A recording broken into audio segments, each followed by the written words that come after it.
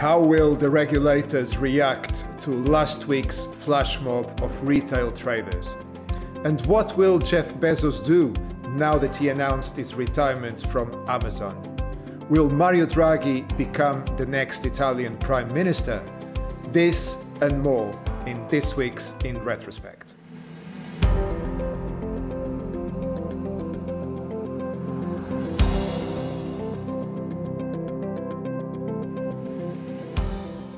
US market regulators started to evaluate the impact of last week's sudden burst of activity by retail traders that ended up driving the prices of some stocks to unrealistic levels.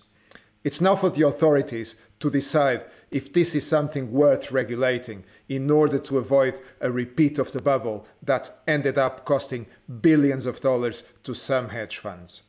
This episode had echoes of the Chinese retail bubble of 2015, when crowds of retail traders were encouraged to invest in the stock market and ended up borrowing enormous amounts of money to buy shares.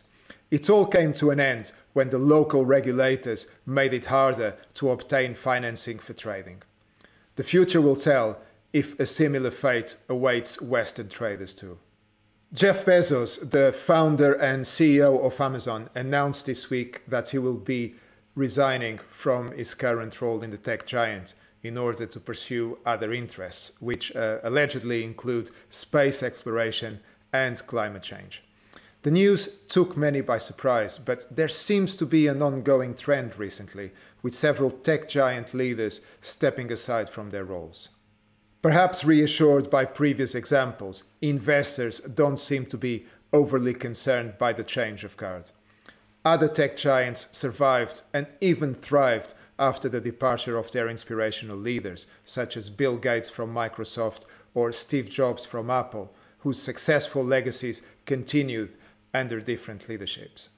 Super Mario Draghi, who many credit with saving the Eurozone, is facing what may be the most challenging role of his career. The former leader of the ECB accepted the invitation to form a new government and to become the next Italian Prime Minister.